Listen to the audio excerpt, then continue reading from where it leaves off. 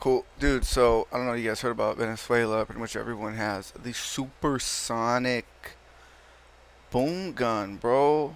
Oh, okay, hold up. Stuff. There we go. Did the U.S. military deploy a secret sonic weapon during the raid in Venezuela? Oh my According to god. witnesses on the ground, the operation began with an unexplained radar Ish. blackout, followed massive drone swarm and the sounds of helicopters. Let's see. Despite being outnumbered 5 to 1, the small U.S. Special Forces team faced less resistance. Why? Damn, look at that Reports fool. indicate soldiers suffered from vertigo, vomiting, and internal bleeding.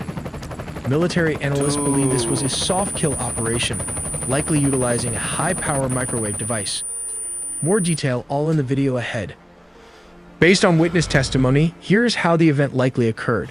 Venezuelan soldiers were on standard guard duty when their radar systems suddenly shut down without warning. Immediately after the blackout, a massive drone swarm appeared over the facility, followed by 8 helicopters equipped with unidentified technology. A 20-man team of Delta and Special Forces operatives deployed from the helicopters. The encounter took a mysterious turn when the defending force of 100 soldiers reportedly froze, leaving them unable to compete with a smaller elite team. Witnesses noted that the Delta Force operatives fired. Dude, like they just came in and shot him.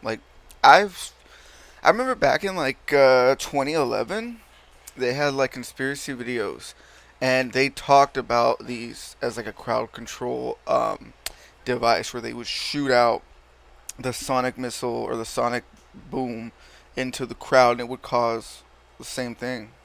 Anyways, yeah, they talked about this way back in the day.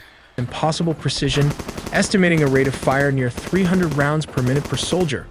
It is theorized that Black Hawk helicopters were used to deploy this capability, utilizing disc-shaped radar attachments to launch a directed beam at the opposing troops. They reported internal trauma. They suffered immediate vestibular incapacitation, meaning a total loss of balance and paralysis. Dude, Some that's even scary. reported bleeding from the nose and vomiting blood, symptoms consistent with internal hemorrhaging. While the Pentagon had I believe internal hemorrhaging is like bleeding. Like when you get a bruise and it turns purple, it's because of the blood. Best officially pop. disclosed the specific hardware, military experts often call this a soft kill system. So how does it actually work? To understand the weapon, you first have to look at what it did. The most likely candidate for a weapon that creates that kind of internal pressure without external sound is a high-power microwave device. It relies on something called the fray effect. The weapon, probably carried by a Chinook or a Black Hawk helicopter, fires a focused beam of pulsed microwave energy, not sound waves, that passes right through the skull. These beams are absorbed by the water in the brain tissue and the fluid in the inner ear. This energy causes a minuscule rapid heating of the tissue, less than 1 degree Celsius. But that tiny sudden expansion generates a pressure wave inside the skull. The consequence? The target hears a sound, clicks, buzzing, or a roar that originates inside their own head, bypassing the eardrums entirely. If the frequency is tuned to the resonance of the inner ear, it violently disrupts the body's balance, causing immediate vertigo. At higher power levels, that rapid tissue expansion can rupture capillaries, leading to the reported nosebleeds and internal trauma. There is another possibility, a weaponized infrasonic pulse emitter. Instead of a continuous beam, this device would fire high-intensity slugs of low-frequency air pressure below 20 Hz. These waves travel through the body to match the resonant frequency of internal organs like the stomach or lungs. Damn, that's why they're throwing up and they can't breathe. So it's basically a microwave, and you're just microwaving the body. You're microwaving. What a microwave does, it heats up the water molecules. And the human body is mainly water, so you just heat up the temperature. And even though it's just less than a degree Celsius, the speed it happens throws everything off balance, and you just get super messed up. High-intensity infrasound can actually cause cavitation, the formation of bubbles in bodily fluids. When those bubbles collapse, they create tiny shock waves that damage tissue. The target feels an intense vibration in their gut, leading to severe nausea and effectively paralyzing them with pain and sickness. Tactically, the reports suggest U.S. forces use this technology as the ultimate force multiplier. The result was that the hundreds of Venezuelan guards mentioned in the reports weren't fought in a traditional gun battle. Bro, I heard that like when they did this, they also found like 600,000 Bitcoin or something like that. And if you know about Bitcoin, that's like 5% of all the Bitcoins. They were incapacitated, sick, dizzy, and bleeding long before U.S. Wait. Yeah, yeah, it's a lot of big. It's a couple percentage points of the. It's a lot of Bitcoin they confiscated. You see that fool? They had him in like a headset like this. He was all like walking around. Made contact. This allowed a small team of approximately 20 operators to walk virtually unopposed through a much larger force. But that's not it. The U.S. military has another secret weapon. Analysts called it the Iron Dome of the Caribbean. They said the airspace over Venezuela was impenetrable, locked down by the Russian-made S-300 anti-system, a beast capable of swatting aircraft out of the sky from 150 miles away. But in the dark night, the myth of invincibility didn't just crack, it evaporated. The opening salvo didn't come from pilots, but from physics. The U.S. Gerald R. Ford, stationed off the coast, unleashed a barrage of electronic warfare so dense it didn't just jam the Venezuelan radar screens, it burned them white. The S-300 operators at Captain Manuel Rio's airbase were blind before they ever saw the missiles coming. The first kinetic strikes were surgical from a destroyer. 2 Tomahawk cruise missiles slammed into the S-300VM radar arrays. In an instant, the eyes of the Venezuelan defense network were turned into twisted, red-hot scrap metal. Precision-guided bombs walked down the flight line. This is kind of One scary, by one, bro. the Su-30s and the aging X-16s parked beside them were engulfed in fireballs. 7 jets were erased before their pilots could even reach the ladders. It wasn't a dogfight, it was an execution. But the final blow was psychological. At 4:20, the roar of jet engines shook the windows of downtown Caracas. The target was Fortuna, the headquarters of the Ministry of Defense and the nerve center of the regime's military command. The strikes didn't level the city, they decapitated the leader. Fortuna. Isn't that the prison in Black Ops 1? It's something like that. Ability to And isn't this the plot from Black Ops 2? Come on. What? communicate. As smoke billowed from the ministry buildings, I thought it was super sus that the creator of Call of Duty dies, and then we go and invade Venezuela after, like soon after. You know, I think he was on that track right there by the mountains near LA, and I mean, if you're from LA, you've probably been there at least once. And he hit it way too fast, but it kind of seems like, in that kind of car he had, the amount of times he's driven, I don't know. I would think he's a better driver than that. But then again, that guy from Fast and the Furious, Paul Walker, R.I.P. man. the message was clear to every commander on the ground: you are alone. You are alone and that no help is coming. But all of this is just a deception. The main target is none other than the president. We finally have the declassified timeline. That fool looks like a stormtrooper, bro. President. Look at that. He looks like a stormtrooper. That gives stormtrooper vibes all the way. Heavy stormtrooper vibes. We have the declassified timeline of how U.S. forces breached the heart of Korea. Also, China apparently made a deal with Venezuela hours before the U.S. Launched the mission to capture the president, which is kind of like a slap to the face. You think about it, like you make a deal with somebody, and then a bigger person comes and just takes whatever you made the deal for. You know, in this case, oil. And extracted nickel. This guy, bro, wearing Nike Techs. Damn, what happened to the quarter zip? Where the quarter zip at? This guy. He's so fucked. Euro. Let's start with step 1. Also, I think a lot of Venezuelans did not like this president. Before there was a president that they really liked. But I know things in Venezuela were not always the best because I think, yeah, they were doing pretty bad. They've been doing kind of pretty bad, actually. I had a buddy in high school, and he was from Venezuela.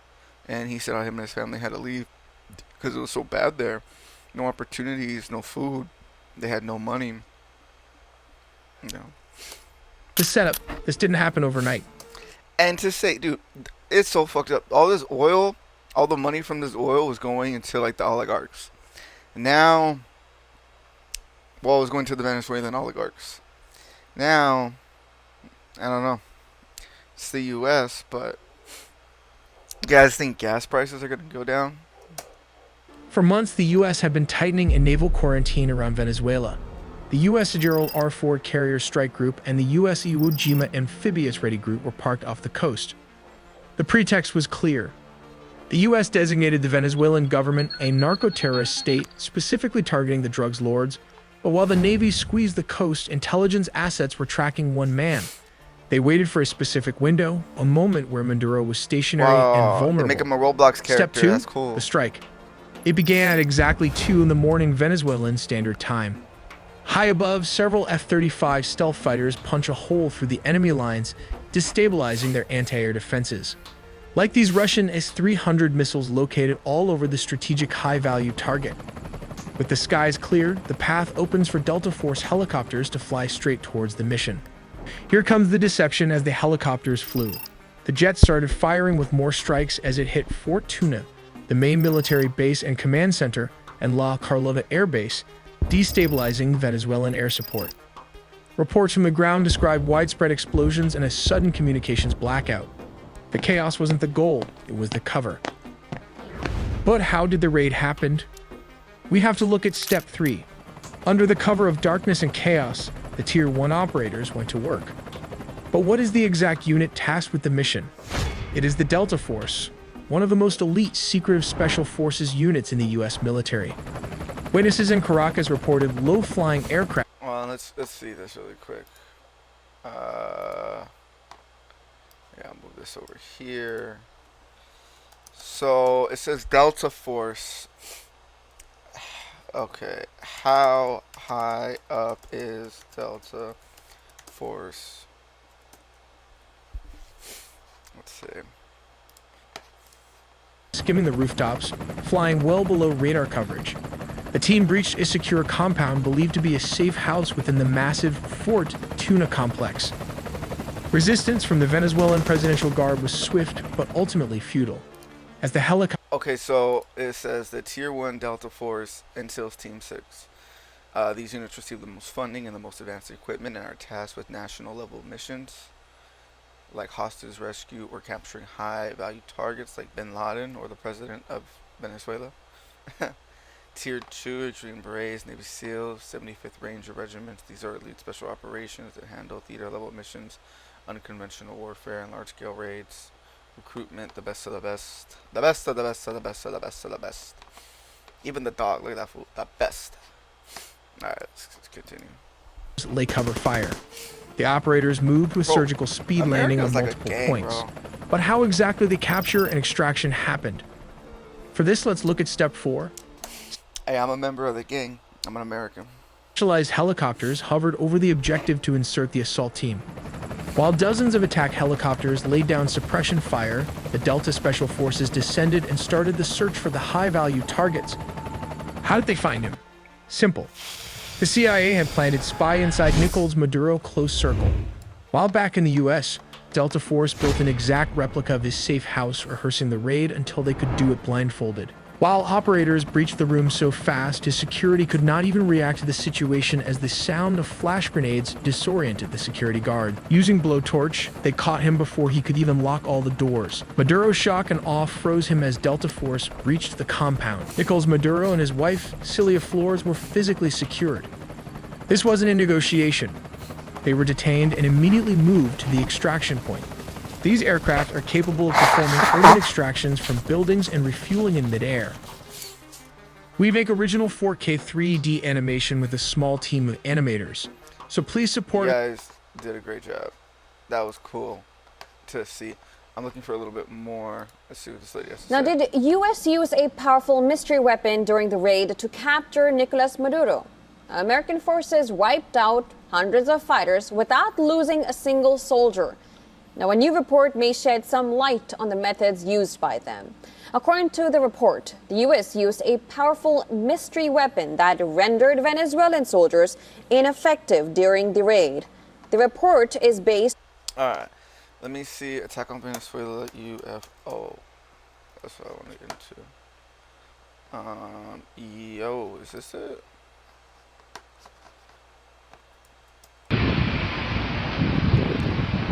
No way. Is that shit real?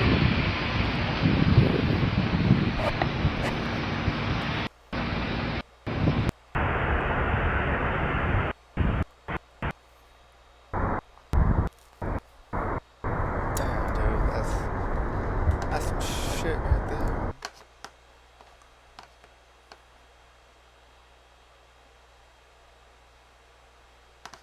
Let me see. Drug cartel UFO.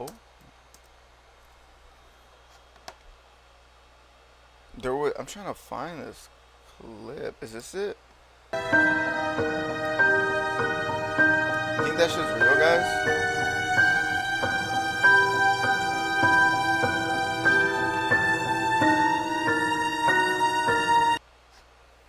That's some crazy stuff. Oh. Anyways, that's it. Yeah, let me see. Drug cartel UFO goes invisible. I really want to find this. Unless it's already gone. It might have already removed it from the internet. This little guy. Alright then, that's it. Bye bye.